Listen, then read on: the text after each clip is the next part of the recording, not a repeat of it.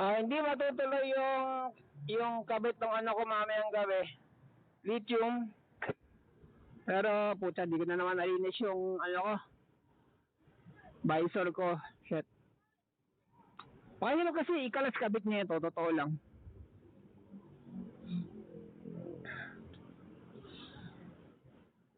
Hindi tutuloy mamayang gabi kasi i-configure pa nung technician. Configure pa ng technician yung battery. Kakatapos niya lang tsaka lalagyan niya ako ng ng fan sa aking controller kasi every time na umaahon ako, pagdating ko kinakapa ko yung controller, halos di ko mahawakan. Ahon lang yun, ilang kilometro lang yung mula Masinag. Halos di ko mahawakan sa init. Ano lang yun tawag nito. Ang tawag doon anong tawag yung hinihipo ko? Yun yung casing, tsaka yung niya, ang tawag nun. Parang tanga ko ron hindi ako nagminor Yung casing sa sa controller, tsaka yung niya, yung heatsink niya. Init. Paano na lang yung mismong board? Diba? Malaki nga chance na masunog ito. Kaya pala sa umaga, kaninang umaga, naghatid ako, malamig. Halos lamig kanina. Lalo na yung umandar ka, humangin, lamig dito. Malamig dito sa Antipolo. Ayun, sabi ko, saan tulin? Ang tuling ko. Although hindi siya yung hard, yung sumisipa, kaya matulin siya. Not as overclock as nung 1.5 pa lang to, pero matulin siya. So ramdam mo yung 3 kilowatts. Anyways,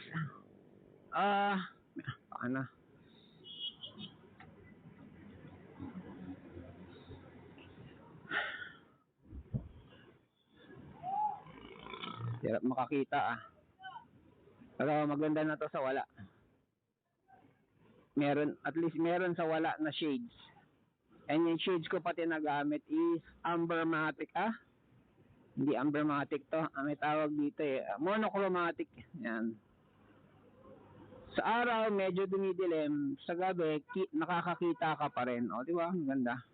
Kasi pinagbabike ko to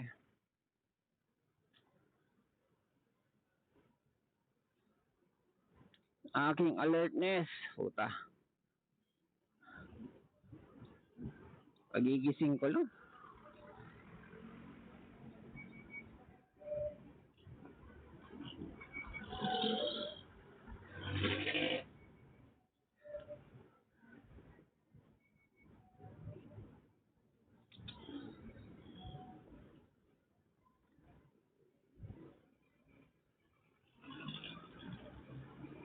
So yun, hindi matutuloy mamayang gabi kasi nga i-configure pa niya, tsaka may lakad pa siya, kukuha niya ako ng fan.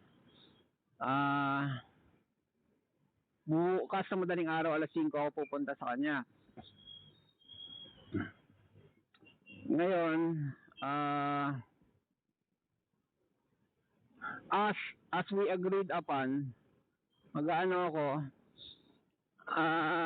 kinuha niya na interest ng 50% na daw kasi 50% talaga yung down usapan namin. Kinuha niya na interest, nag-send pa ako ng 10, so 25 na yung total.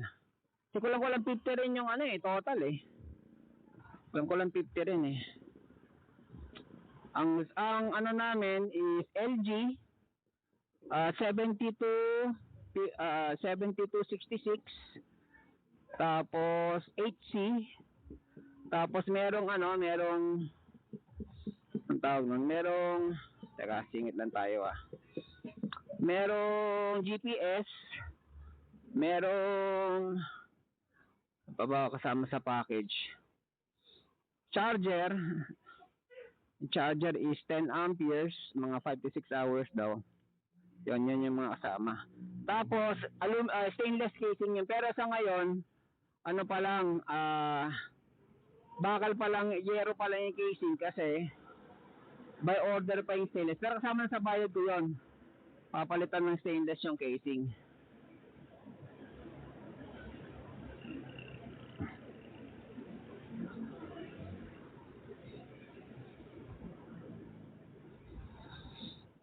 Ganon. Tapos totoo lang ang bigat nito. Binuhat niya kasi 6 yung 7 yung battery nito. Yung battery nito hindi biro ang bigat nun Kaya sabi ko kaya tawag nito. Mabigat ito. Hindi, sabi ko kaya stable to yung overtaken ka ng ng matulin na bus sa highway or yung simpleng gust of wind lang sa highway sa daan. Ramdam mo, pero hindi yung kagano nakabisikleta ako na umaano yung gulong, gumagalaw yung gulong, hindi gumagalaw kasi hindi yung umuurong ba? Umuurong yung gulong. Sideways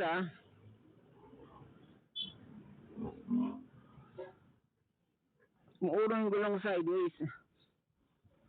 Dahil nga sa bigat. Dahil nga sa gaan ng bike. Pero ito, dahil mabigat, medyo mararamdaman mo lang yung kabig. Yung kabig ng kabig ng hangin.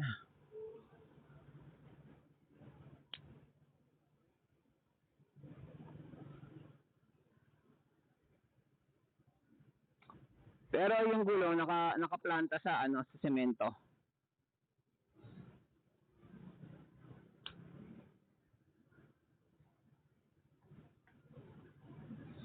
Nasisingitan to, baka nervous tong Montero na to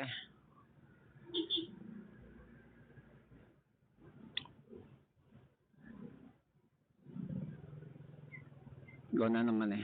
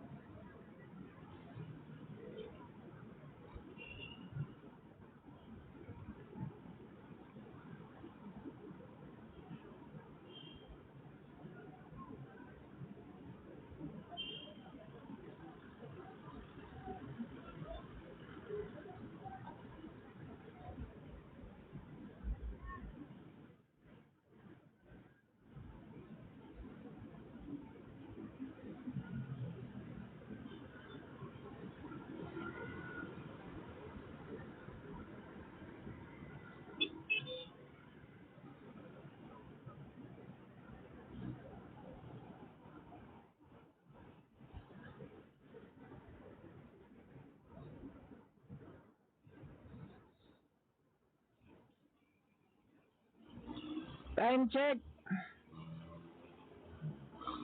4:25. So yung araw medyo may anggulo.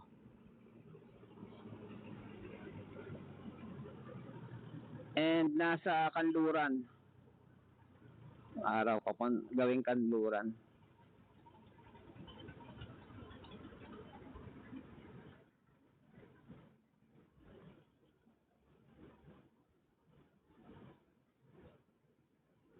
Why is everybody turning right?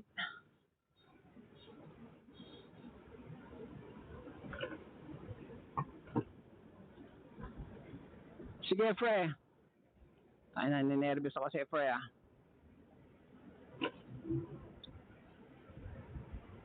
Sino ba tayo?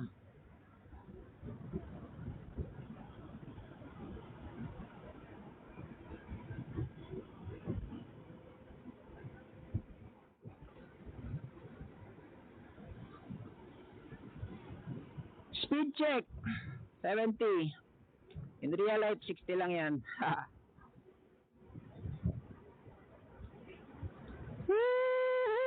Yan. 80. O, 70 lang yan.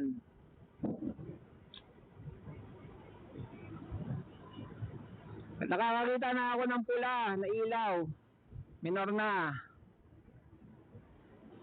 Driver ng utol ko na nagda-drugs. Pumipreno lang yon from Hataw pag 5 meters, hindi nga 5 meters eh. Pag yung sobrang lapit na, Malay Sports Car, dala ng truck Hindi kanya ako magulungan ng gulong nun eh. Dahil mamadali siya. Kung dumating ang tulin niya from Matulin, kumorner, papasok ng garahe. Kaya nakatayo sa kanto. Wow walang tao. Kumorner siya from high speed. Ano tawag doon? Fast and Furious. Tapos, ayaw niyang pasita kasi utol ko yung may-ari. Sabi niya, dun lang ako sa may-ari mag-report. Sabi ko, di tinawag ko utol ko. Sabi ko, kita mo to si ano. Ayaw magpasaway. Nakatayo ako sa kanto kanina. Parang walang tao, kumanto. Para pumarada. From Hataw. Hataw kasi, 20 Avenue, malapad yun, 4 lanes yun eh. Humataw siya, sabay ligo sa di ba, no? Fast and Furious. Nung pinuntahan namin ni Kuya, naliligo. Kasi may barracks doon. Naliligo ka agad. Tapos, may kasama siyang babae sa banyo. O, di ba? Kaya pala nagmamadali mo eh.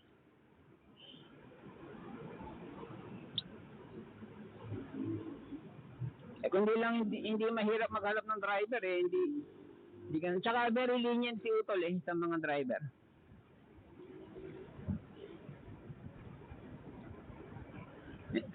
So sabi ko kuya pa uwiin mo na yan.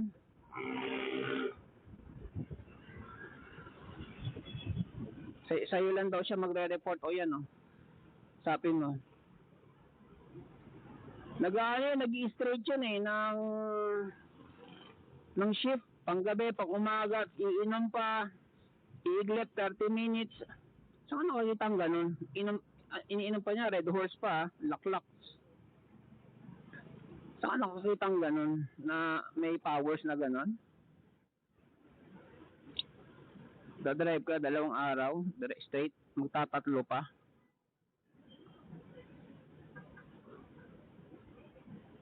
Ihina na reflex mo nun eh. Kahit sabihin mong 1 kilong shabu pa yung shabuhin mo. Paano kung ano? Siya rin naman ang nagkwento eh. Yung kwento niya, sabi niya, yung huli niyang trabaho, yung trailer na dinadrive niya na Pepsi, tumaob. Naitaob niya. Kasi sabi niya, dire-diretso daw biyahe niya. Across the country daw, sabi niya ganon.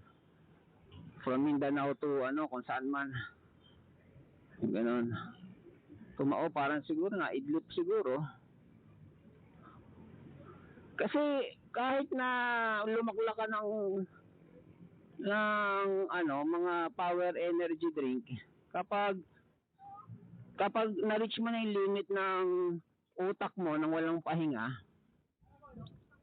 magsha-shutdown ka talaga eh. May utol din kami gumaon na nagaganyan din. Pag yung bagong charge yun, kalang Superman talaga. Magsalita yung utak niya, very Pero pag nalobat na, ready ka na ng unan. Sasalita pa yung pipikit na tapos lagapak. Parang nasagasaan ng pison. Kaya ganun na lang ka si Digong sa mga dealer, manufacturer, tsaka user eh. Mostly sa mga dealer. Gusto mo sirain yung buhay mo, cobra ka lang. Sa Cabrales, bato lang sisirain mo yun, pati utak. Anyways,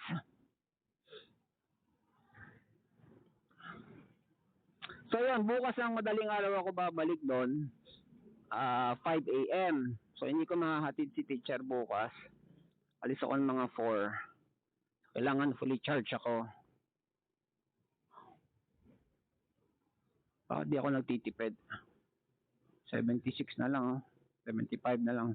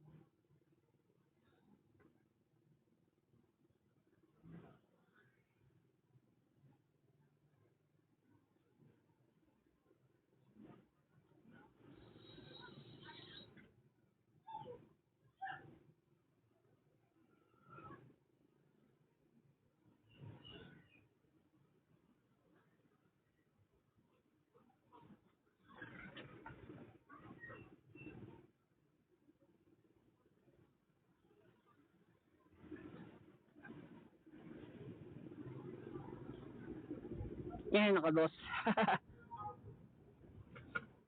Woohoo! Go, baby. Sipin mo na dito ako nakatira. Paglabas mo kalsada, daanan ng sasakyan.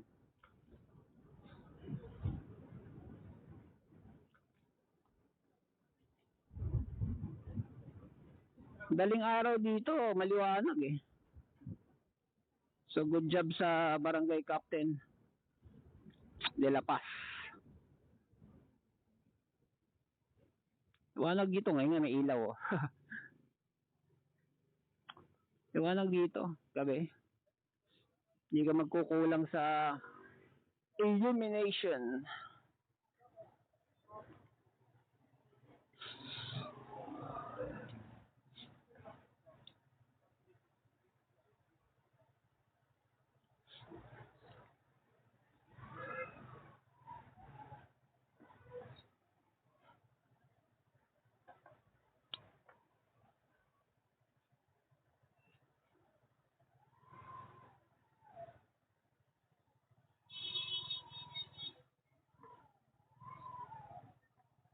Nakasingit siya.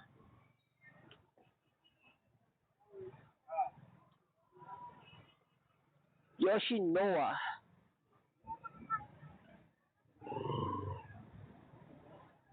So ito yung hangganan ng De La Paz. Okay.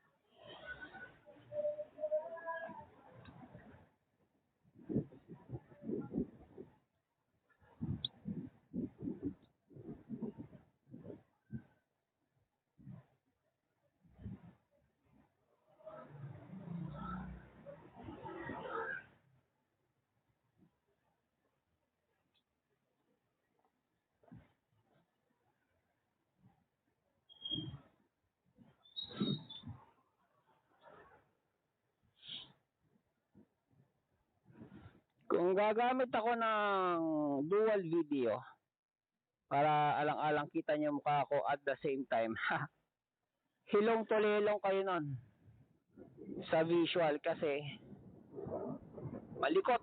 Wala siyang stabilization. Parang yung mga year 2014 na camera.